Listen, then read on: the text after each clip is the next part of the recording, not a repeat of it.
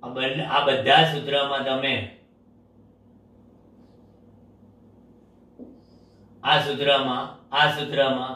સૂત્રમાં ખાલી n બરાબર nl n બરાબર nl બરાબર n બરાબર nl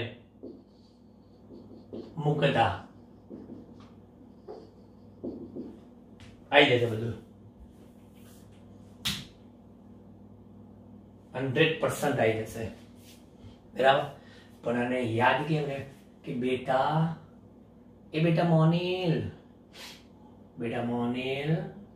આવો બેટા મોનિલ અને પછી શું કીધું મોન્ટો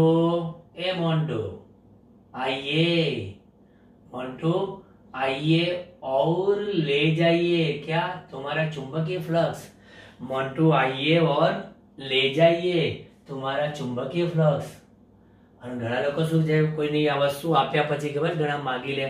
નાના છોકરા હોય ગિફ્ટ આપે અને પછી ધારો કે બંને વચ્ચે બબાલ થઈ જાય તો પછી કે હાલને મારી વસ્તુ પાછી હાલ એમ કહે છે. પહેલા કીધું મોન્ટો આઈએ ઓર લે જાઈએ, હવે કહે છે મોન્ટો હાલને. એટલે આત્મપ્રકૃતિમાં પાછી લેવાની વૃત્તિ આવી ગઈ બરાબર. એટલે બધું જ ક્લિયર. બેટા મોનિલ चुंबकीय फ्लक्स में मोन्टो आइए और ले जाइए तुम्हारा चुंबकीय फ्लक्स मोन्टो हालने. बस तो પછી આ સિસ્ટમ થી તમે જાઓ તો એમાં જ્યાં આ છે ત્યાં આ લખી નાખો આમ કરી પછી અહીંયા આગળ એને બી રાખો એટલે સીધું થઈ ગયું. પછી એને બી રાખો તો ઓટોમેટિકલી આ જ આવશે. પછી એ રાખશો તો ઓટોમેટિકલી આ આવશે. અને પછી ચોપડી વાળાને બહુ શોખ હોય કે ના અમારે ચોપડીનો જ આગળ રાખો તો પછી લખી નાખવાનું કે સમીકરણ નંબર 1, સમીકરણ નંબર 2, સમીકરણ નંબર 3 માં જ્યાં જ્યાં n છે ત્યાં nl મુકતા અનુક્રમે દેશ મળે. બોલો કેટલું સરળ બરાબર. હવે આ આવડતું હોય પછી અનન્ય પ્રેરકતા આવડે. આપણી ચોપડી વાળા શું કર્યું ખબર? પહેલા અનન્ય પ્રેરકત્વ આપ્યું છે અને પછી આત્મ પ્રેરકત્વ આપ્યું છે બરાબર. એટલે પહેલા સીતાનું હરણ ને હરણની સીતા જેવું કર્યું, ઊંધું કરી નાખ્યું. પહેલા આત્મ પ્રેરકતા સમજાવાય પછી અનન્ય પ્રેરકતા સમજાવાય બરાબર. જોઈએ ચલો અનન્ય પ્રેરકત્વ.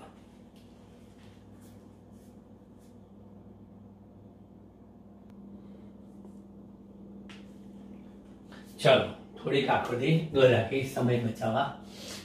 બે કોઈલ લીધી બાજુ બાજુમાં રાખી બરાબર. હવે એકબીજાને લાભ આપો. પોતે પોતાને લાભ લઈ લીધો, ચુંબકનો લાભ લઈ લીધો. હવે coil C1 coil C2, coil C1 લાભ લઈ રહી છે કોઈલ C2 નો કે કોઈલ C2 માંથી પ્રવાહ I2 પસાર થાય છે. જેવી કળ દબાઈએ એટલે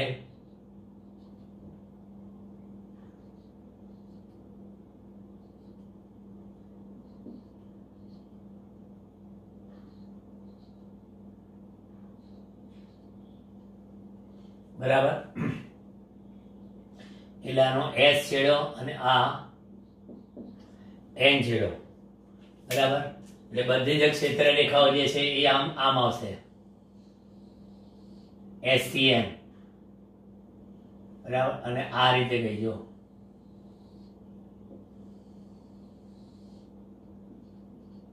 એટલે ટૂંકમાં C2 ના લીધે C1 સાથે ફ્લક્સ સંકળાયો. એટલે આપણે અહીં કહી શકીએ કે C1 સાથે સંકળાયેલ એવું કુલ ચુંબકીય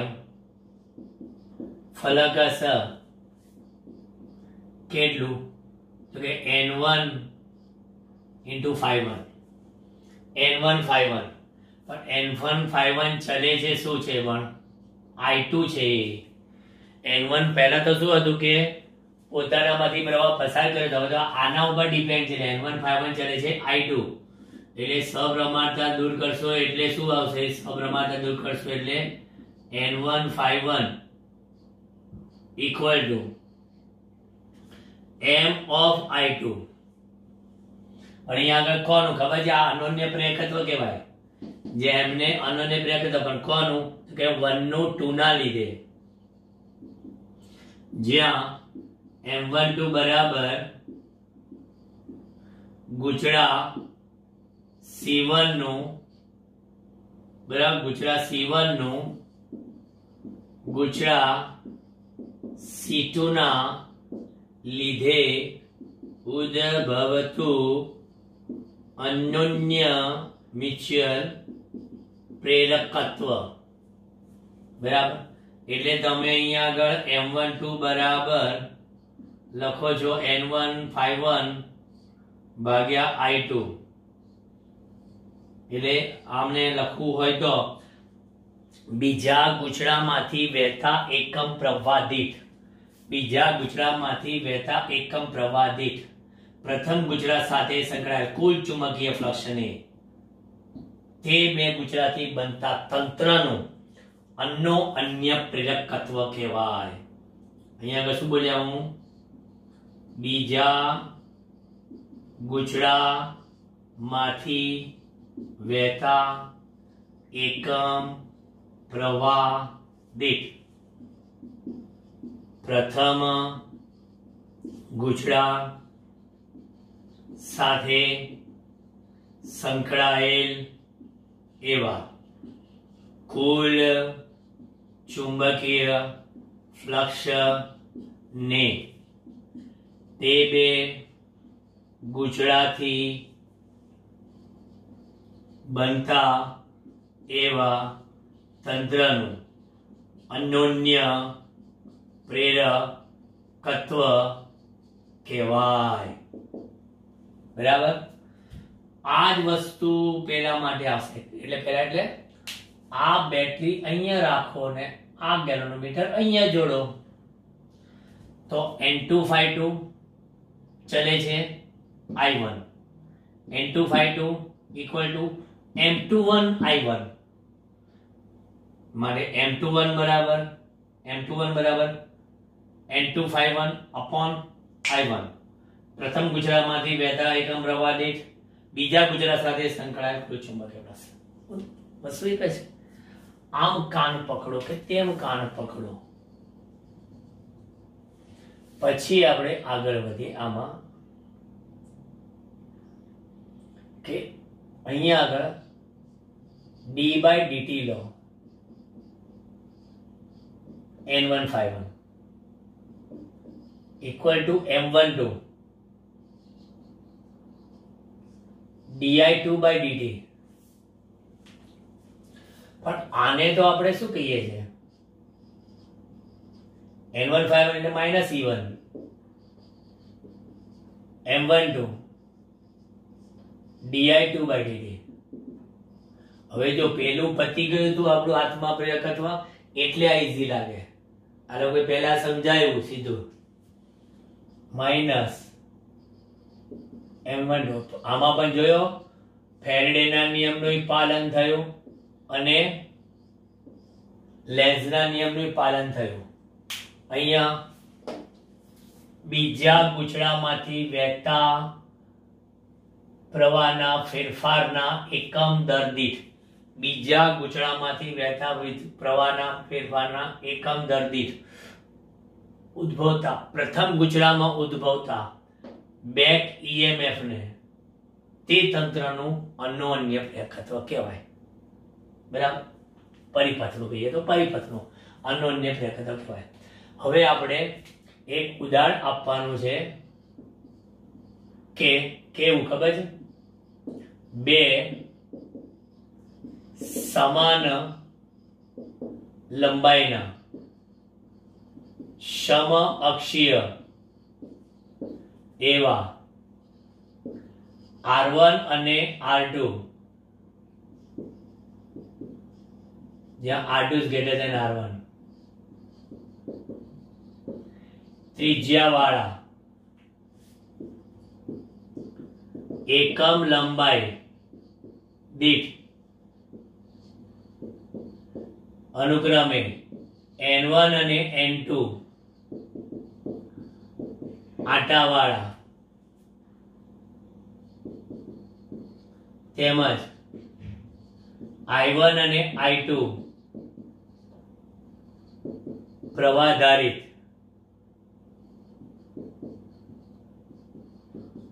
સોલેનોઇડ માટે સાબિત કરો કે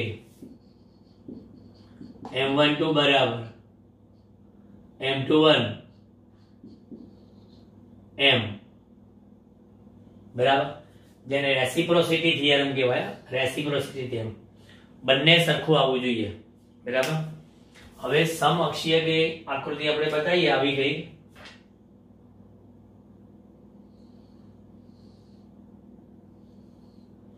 આ મોટું સોલિનોઇડ બરાબર આ રીતનું,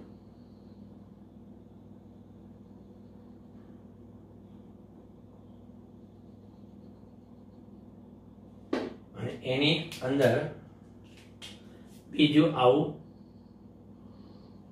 નાનું સોલિનોઇડ.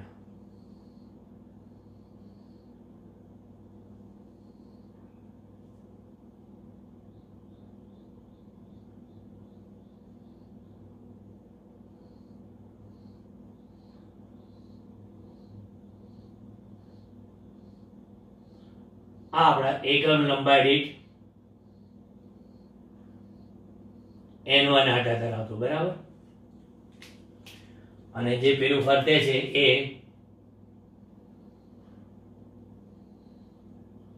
એકમ લંબાઈ દીઠ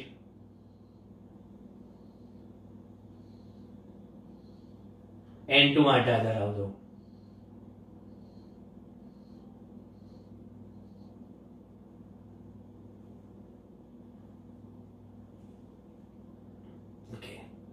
હવે આ કામ પૂરું થઈ ગયું. આપણું આકૃતિ બહુ સહેલી શટ બનાવી દીધી. આ બંનેની લંબાઈ L, બંને સમઅક્ષીય છે. આ ત્રિજ્યા R1, આ ત્રિજ્યા R2. બરાબર. એટલે આપણે ધારો કે આમાં કહીએ તો એ કુલ આટા N1 અને આના કહીએ તો કુલ આટા N2 આટા. બરાબર. આ કામ થઈ ગયું આપણું. વારા પરથી વાત કરવા જોજો, જે બી ફ્લક્સ સંકળાશે ને તમને કહી દઉં એ નાના સોલેનોઇડ ની આસપાસનું જ ગણાશે. આ જે બી ફ્લક્સ મળશે ને એ આ જ હશે. એટલે મોટો આડછેદ તો આવશે જ નહીં, તમને એ પણ કહી દઉં. આ રીતનું સૌથી પહેલા નાના સોલેનોઇડ માંથી I1 પ્રવાહ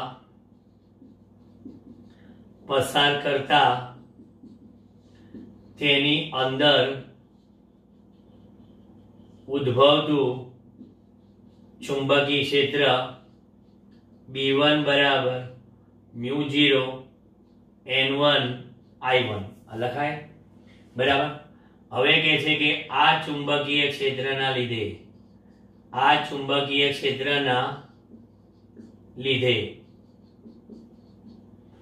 મોટા સોલેનોઇડ સાથે